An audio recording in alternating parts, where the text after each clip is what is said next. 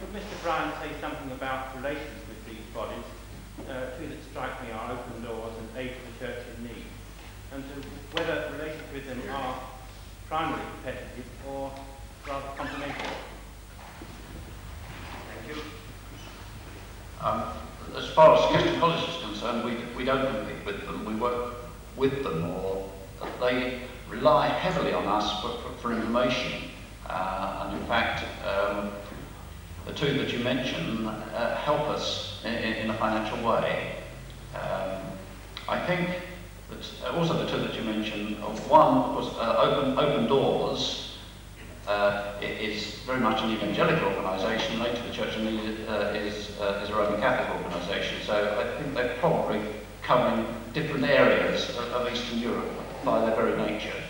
But I'm sure there probably is. I understand about 100 missions, I think, are trying to, more Jane says, are trying to work in Eastern Europe in some sort of way. Inevitably, there must be some clash on occasions.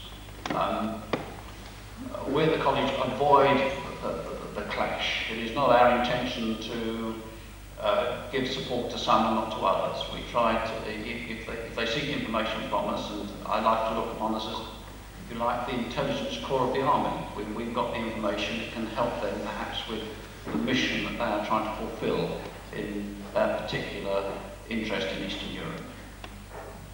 Thank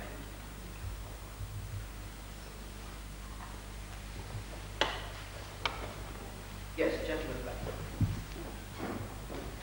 Yes, sir. We Ukrainian people here defend ourselves. We defend our beautiful England from the Russian Red Tyranny. We know our wish for our children and grandchildren born in the Red Flag, the Red Star. We hear it here with the free voice, Ukrainian language, Manchester, Nottingham, London, and so on, America. But you can hear Ukrainian language in Odessa. You can hear Ukrainian language in Kyiv, Kharkov, and so big cities. All Russian speaking. You can hear it nowhere. But we got free here in this country. You hear it everywhere. In the street, cinema, after the conference, by the Russian can allow speak in Ukrainian at all. That's the trouble. We fighting, everybody fighting for the freedom, got free language, free speech. For Russia, no. That's the big struggle for that. You got writing Ukrainian book. Ukrainian journal, different. Paper Ukrainian, but not writing it all on Russian. That's not free. We don't agree with that, because we got more freedom for everybody. A Russian say, нет, only Russian. That's why England and Ukraine the same. We don't agree with that. Gorbachev policy. Thank you very much. Thank you. Thank you, Bill. Yes.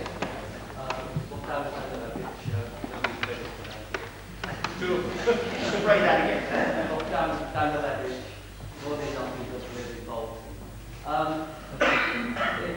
In recent years, we've seen the spectacular success, particularly of Jewish groups who have highlighted the position of Jews wanting to leave the USSR. I think you'll agree that in terms of numbers, the Jewish dissidents are quite small compared to Christians who are persecuted in the USSR. And yet there's such spectacular success. Why do you think that Christian groups are faring so badly, and bearing in mind that they are faring so badly, should we really have a different approach to actually handling this problem? Can I take this one?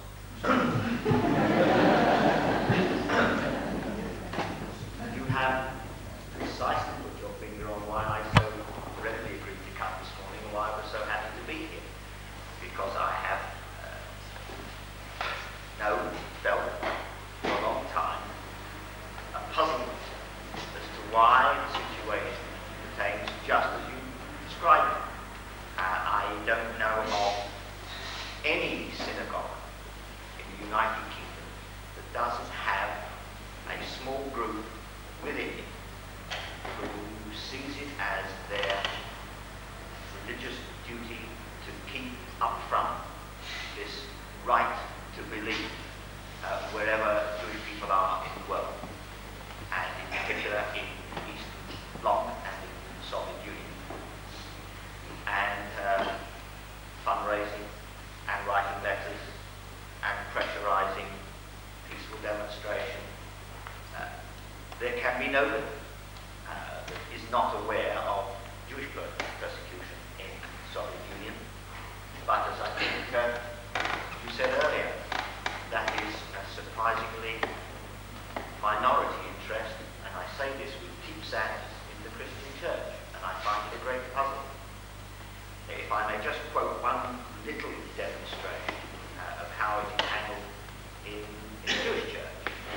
When my youngest son was 13, he had his traditional bar mitzvah or confirmation, and because we know that that is illegal and not permitted in the Soviet Union, the rabbi that instructed my youngster steered him through the nightmare of that Sabbath service. For those who don't know, the poor kid of 13 is actually virtually takes the Sabbath service on that day. Why we put such a burden on 13-year-olds, I never know, but they all seem to live through it. I did. The interesting point was this, that the rabbi said to my youngster,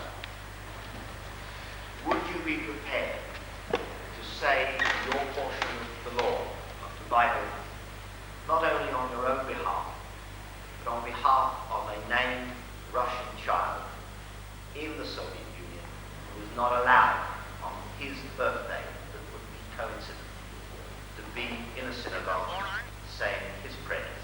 What time are you going to finish today, Julia? That was done in that service. When you finish, just call me, okay? Spoke also for the little Russian who couldn't. And that was duly communicated to the Russian family, to the Jewish community in that town, and so to the Russian embassy.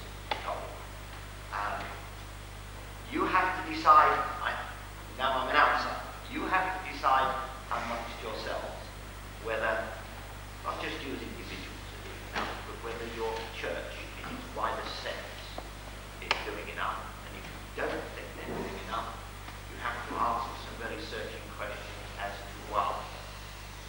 Because, as Michael knows, when we discussed this on the phone, and I sought his guidance as to how a non-Christian could handle this business with Russia, and what I wanted to do to help in any way I could as the local member of Parliament, I wrote to 34 or 35 reverend gentlemen in my constituency, and only Reverend Jackson, who is here this morning, and one other with luck. I say that with real sadness, but that is not something I can only act as a catalyst. It would be quite wrong for me to be expected to do more than that. You must ask but the churches that question yourself, and I hope you do, and I hope your churches do a lot more than they are doing now for the right to live anywhere in the world. Does that answer your question? Yes, yes, it answers the question, but I suppose it doesn't fulfill the frustration. We have frustration. Michael, can I ask you to help me out on this? No, I mean, I share his frustration. It has taken a very long time to make any sort of impression at all, and it is also sadly true to say that even in this country where the press is so well informed, and where, for example, our church press is carrying the article that I was referring to, nevertheless, Christian leaders do not speak out with the unity of voice on what to me is an absolutely clear-cut issue that Jewish leaders speak out. If you hear Jewish community speak, it is clear support for persecuted Jewish community in the Soviet Union, and you do not get such a clear voice coming from the Christian leadership. And that is what Keston College is daily striving to achieve. We're not going to do it all ourselves. In fact, we're only an agent in all this. Change must come by world public opinion, and that world public opinion is not being well formulated through the Christian community. Thank you, Mike. That brings me to 1 o'clock, and probably is a suitable point to end this session. I thank Roland for his contribution and to all you for your questions. To ask you in the light of the last question to me, whether you would all sign this petition for me to send to the ambassador, and to say that the most important session of the day is about to begin. It says on my programme, bar open. Thank you.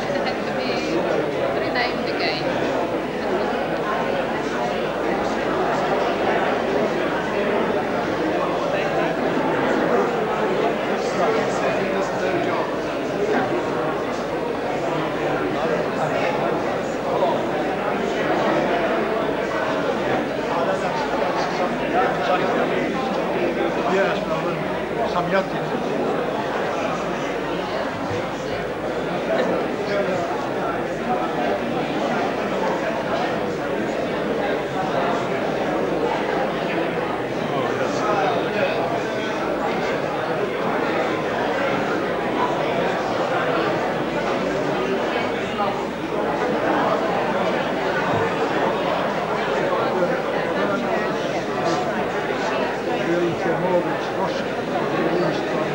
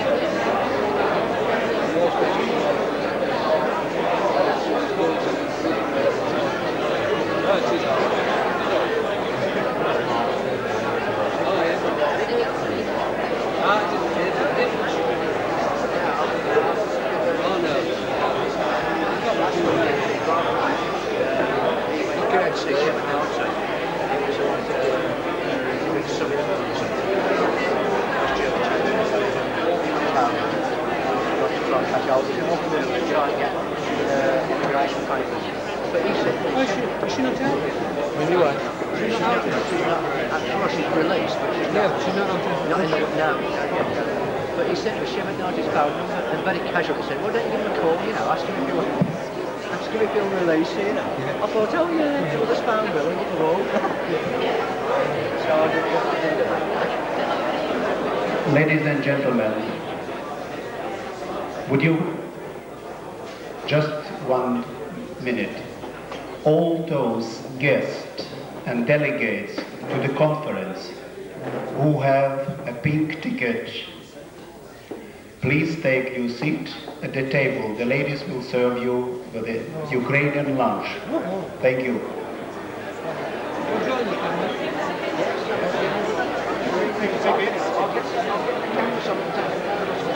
Sorry, sir.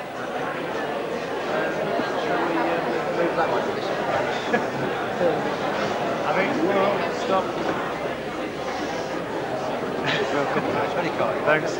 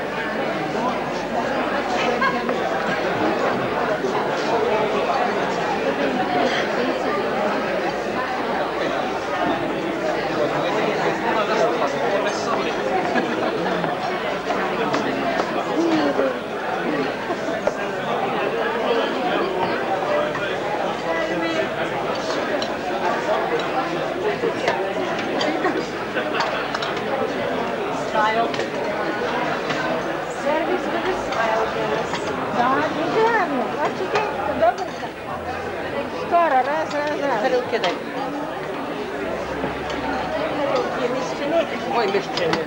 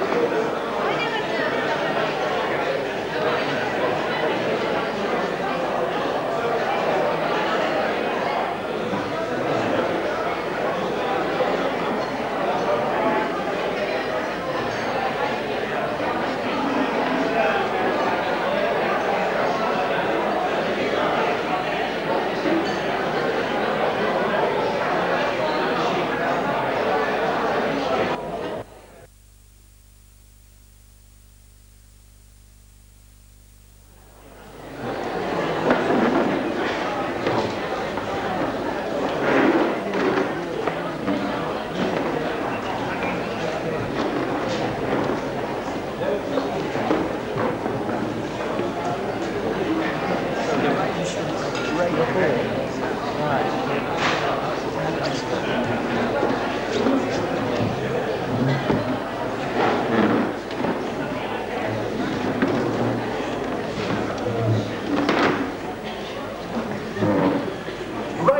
ladies and gentlemen, just before we ask Jane Ellis to give us the main address in the afternoon, there are one or two minor items of business. I think first of all I should, on everyone's behalf, welcome any new folk who've just come for the afternoon session. So welcome to this Keston Regional Conference. Vitayu Vas. And also I think those of us who have just enjoyed that marvellous Ukrainian lunch, we should thank the ladies for that lunch. So дуже дякую, паням. Thank you, ladies.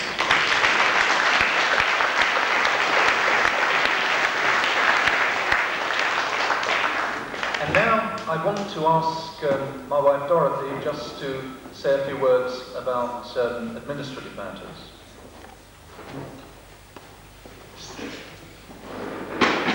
I'm finding it very exciting today to have so many people gathered together. Sorry, I'm not speaking in German. We're delighted to have you from so many different places. I wish we could find out exactly where you've all come from, but I know a number have come from other support groups. In particular, if there are people who wish to keep in contact with the Nottingham support group, we very much want to know who you are.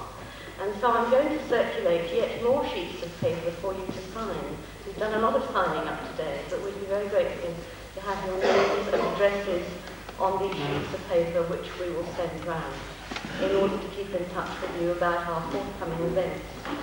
Also, another internal matter is that after this meeting, in the tea break, we intend to have a very short annual general meeting in order to elect a new committee. It shouldn't take very long, but for all those who are members and supporters and would-be members and people who just want to know about what we've been doing and what we're likely to do, you're most welcome to come to that brief annual general meeting. It is only our second one, and that will be held upstairs. Now, we have to go out the back here and up the stairs, but you'll find somebody to follow, no doubt. Also, I'd just like to remind you about the sponsor forms for the Keston Marathon. If you belong to a group that you could get support for it, please don't forget to take these sheets of paper to help Keston, as that should substantially help with their building program. So thank you very much.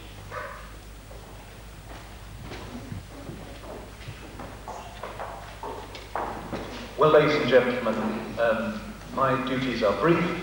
Namely now to introduce our main speaker this afternoon, Jane Ellis, who is a long-serving member of the staff of Keston College and an author. Indeed, her book is on the bookstall there, a major book on the Orthodox Church. And without more ado, I will ask Jane Ellis to talk to us about the Orthodox Church on the eve of the millennium. Jane Ellis.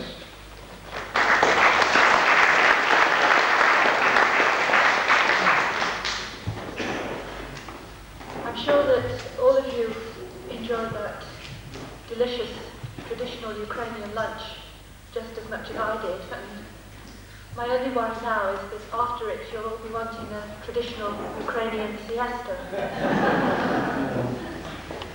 And I did say to someone over lunch that perhaps I would just talk in a very monotonous voice for about 10 minutes, after which I would be able to leave the platform without anybody noticing. But it seems a pity to come all the way from London just to do that. So I am in fact going to try to keep your interest alive on the subject of the Orthodox Church today in the Soviet Union.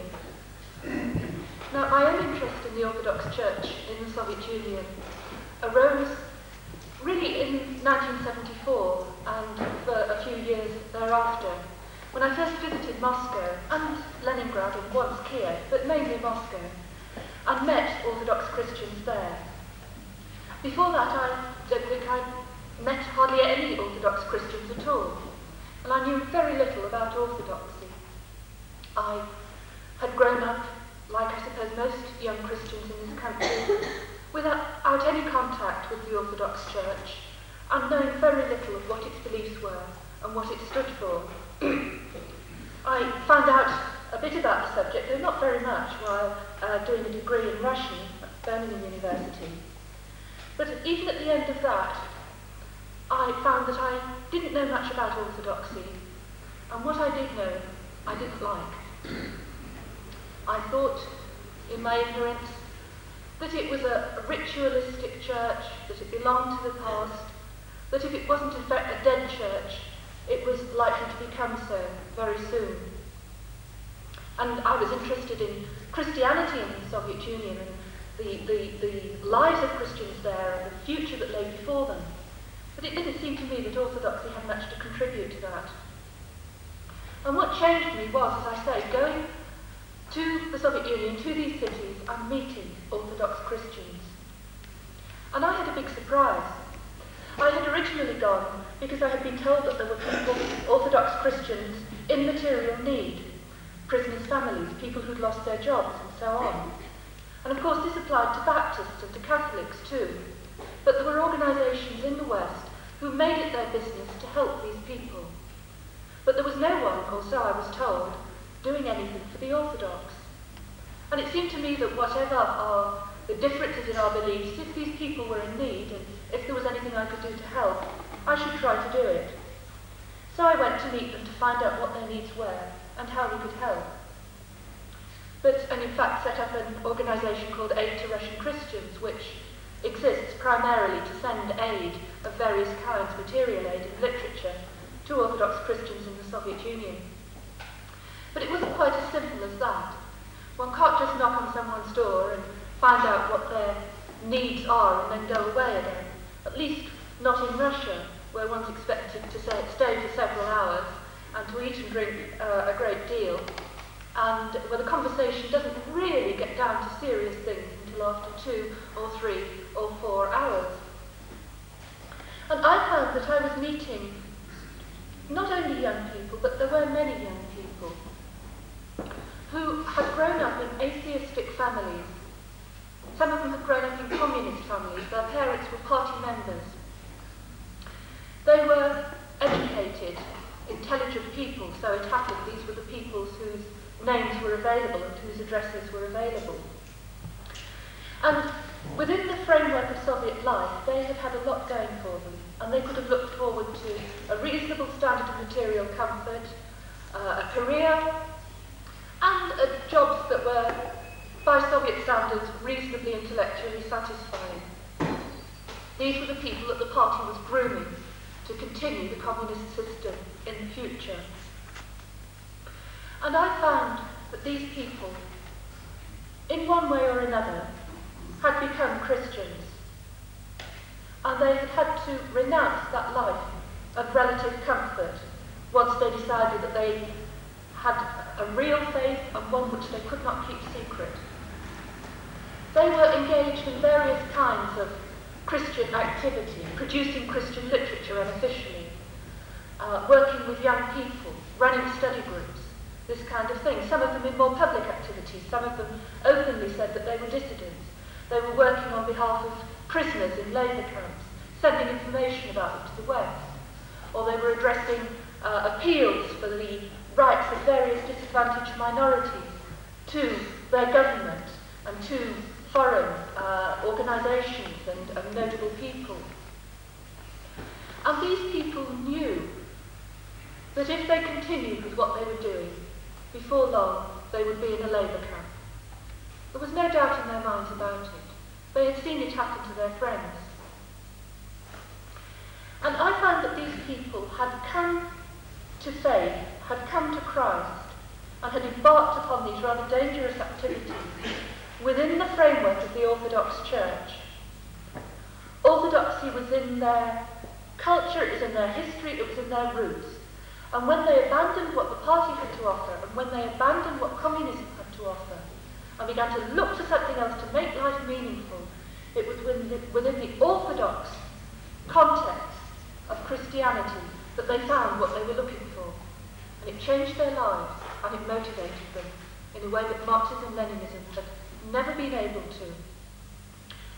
And I had to realise that my ideas about orthodoxy, specifically about the Russian Orthodox Church, had been quite wrong, and that whatever problems that church may have had and still has, and they are many, there was still something there, something real, something deep, some life-changing force that had drawn these gifted young people and transformed their lives. And that was when I started to get interested in the whole subject, over 10 years ago now, to find out all I could about it. And if you've seen my book on the bookstore, which it's not light reading, it's over 500 pages, that gives you some idea of just how interested I did become in this subject, which for me remains fascinating.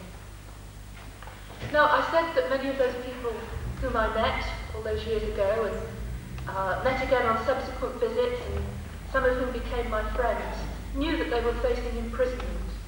Many were, in fact, imprisoned, or in other cases, forced into exile, because the government thought that they would,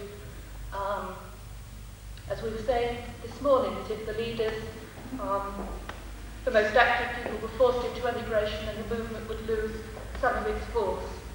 So they didn't want to leave their country, their roots, but they had to, as a result of their Christian activities. And now, of course, and again this was touched on more than once this morning, change is coming about.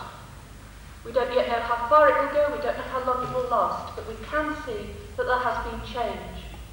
Many of those people have been released now, some of them released early, before the end of their sentences.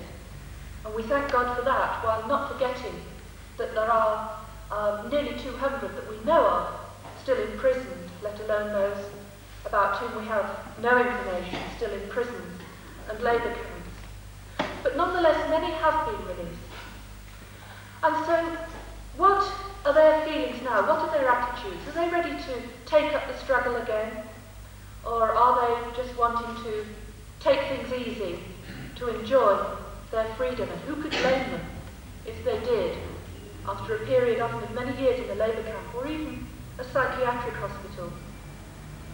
So there's a sense in which this is a time for hope. And for me, as a researcher on the Soviet Union, which I've been for many years, the last year has been a time when it's been a good and an interesting and an exciting time to be studying the Soviet Union.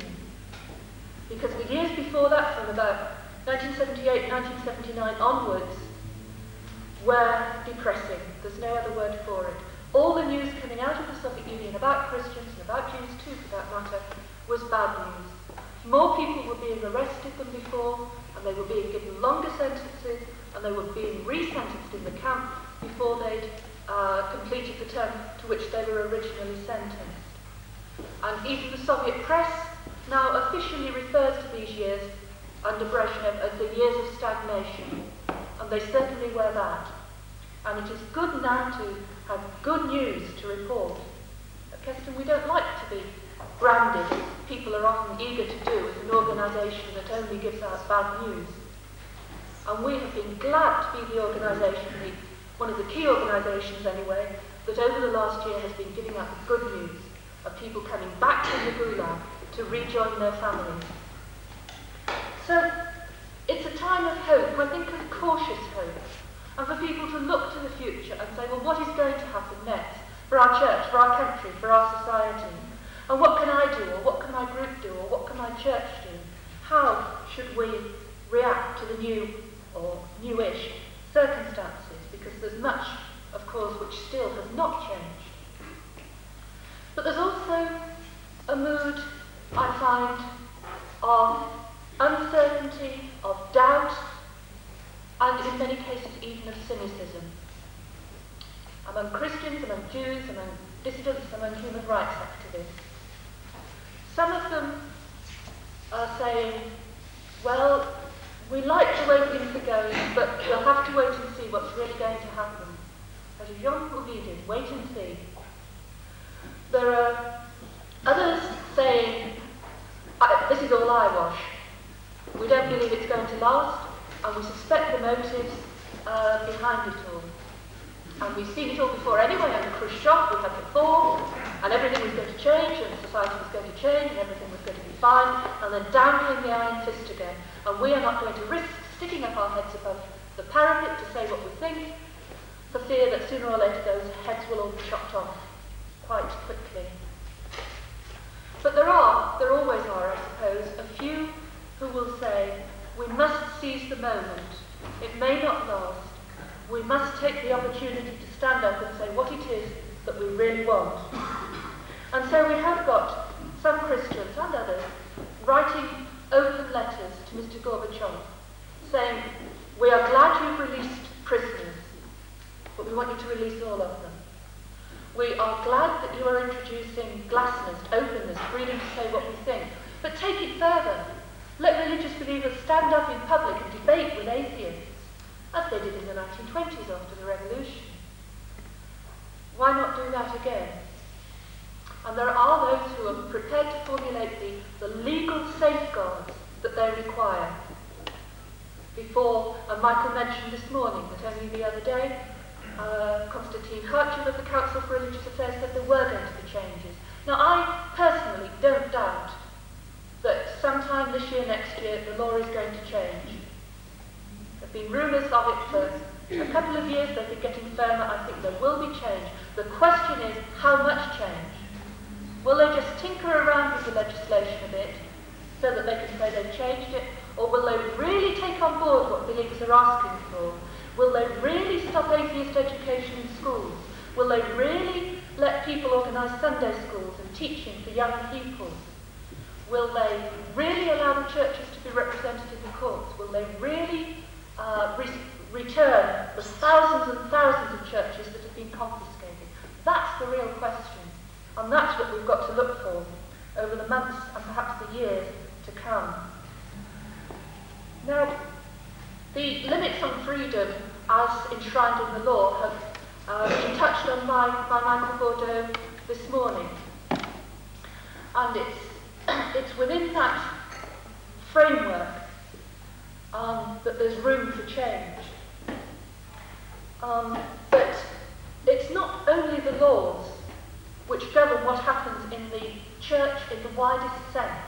And I mean the church is the body of Christ. The church is the community of all those who acknowledge Christ as their head. Not the Soviet definition of a registered church or anybody's definition of a denominational church. Because while it's absolutely right that on the one hand we should outline the very strict limits within which churches in the Soviet Union have to live, and while it's only right that we should say that believers have been persecuted over decades for their faith, and in some cases are still being persecuted and discriminated against, we cannot leave matters there. We cannot say that that is all there is to be said about the churches in the Soviet Union. Because the other side of the picture is the way in which the Holy Spirit has broken through that impasse and broken through those restrictions and has begun, again over decades, but increasingly more recently, to draw people to Christ, to draw people into the churches. Because nearly all the churches in the Soviet Union are growing. Many of them quite considerably. And there are countless stories of people in all kinds of wonderful ways coming to faith, in ways which one would find it hard to imagine, sometimes hard to believe possible. And this is one of the most exciting things happening anywhere in the Christian church in this world today. Because again, as Michael mentioned this morning, no other countries, no other regimes, no other systems of belief, apart from communist ones, have ever yet in history tried to eradicate all religion. And they have tried very hard. They have tried by massive persecution and terror in the 20s and 30s. And that didn't work. So in the post-war period, they have tried very severe very severe, as I say, legal restrictions on the church, combined with continuing persecution and discrimination. And they have spared no effort to stamp out religion. And they have failed. And they recognise this, I think. The authorities recognise it. And they don't know what to do about it. They're bankrupt, really, when it comes to effective measures to deal with religion. And how can they when they don't understand the person of the Holy Spirit, the role of the Holy Spirit, the work of the Holy Spirit? How can you legislate against that? How can you persecute against that? And this is particularly evident, I think, in the Orthodox Church, certainly in my own personal experience. As I said, I met people growing up in communist families. According to the ideology, there should have been no room for even a thought about God to enter their minds. The ideology should have taken care of everything and given them a complete explanation for life and for their role in their society. But one hears so many stories. I wonder if any of you have seen or have read the book by Tatiana Goricheva. There's some copies on the bookstall there. It's called Talking About God is Dangerous. She was deported from the Soviet Union just before the Olympic Games. And she's now written a book describing her life as a Christian. She was a philosopher, a very gifted philosopher at Leningrad University, a student there, and then graduated and taught philosophy. And as was fashionable at the time, took up yoga, there was a yoga craze in Leningrad in the 70s. Everybody was interested in yoga. This was the thing to do. And she recalls how one day she was saying her mantra, as she regularly did. And the mantra that her teacher had given her to say was the Lord's Prayer. And she said it mechanically several times over, as the practice of yogi. No, it was just words to her. And all of a sudden, she had a sort of flash, a revelation. She realised what it all meant. She said it again, it was real to her. And Christ was real to her. And that's how she came to the faith and became one of the leaders in a Christian discussion group which brought many others, intellectuals, artists, writers in Leningrad, into the church. How do you legislate against that? It's impossible. And it's important to keep these two things, the growth, even revival of faith, in mind alongside the persecution. Because you will find plenty of people who will talk only about persecution, as though all the real Christians are in the gulag and the others are all, compromisers, stooges, who knows. And then you will find others, particularly those who have just been on a trip, perhaps for the first time, to the Soviet Union, church leaders even, who will tell you all about the packed churches, the young priests, the growth of faith, the preachers who will come back and tell you about the 2-hour sermons and say, I wish I could preach a 2-hour sermon in my church the way they do in Russia. I wish my church was as full as the ones that there are in Russia, ignoring the thousands and thousands of forcibly closed churches there. And you have to put the two things together. They are part of the same whole.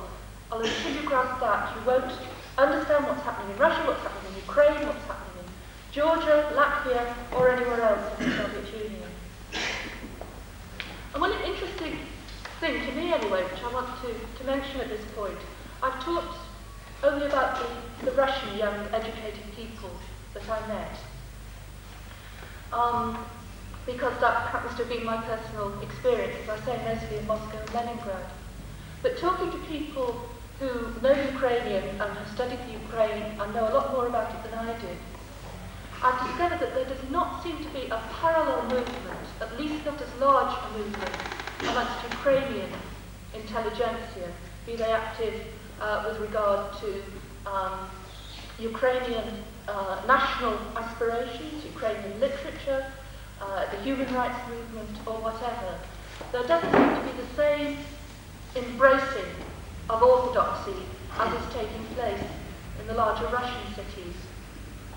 And it seems to me possible that the reason for this is that there is no church which is the natural focus for their aspirations and their hopes and their desires, because they do not have a Ukrainian Orthodox church.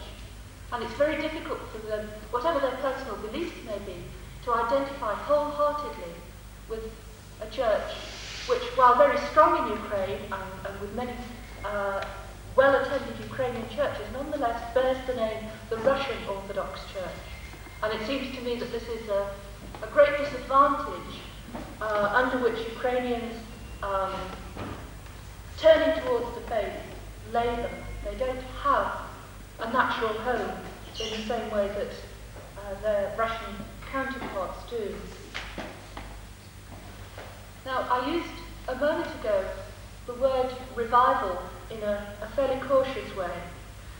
I prefer to use the word growth, reawakening of faith, revitalisation of faith, because I think revival, which a lot of people do use to describe what's happening in churches in the Soviet Union, is overstating the case. It's too dramatic. It gives the impression of a mass movement, something that's happening more or less overnight. It's not like that. It's a much slower, gradual, and sometimes very painful process. I think it will go on inexorably. I don't think anything can stop it. But it's not like a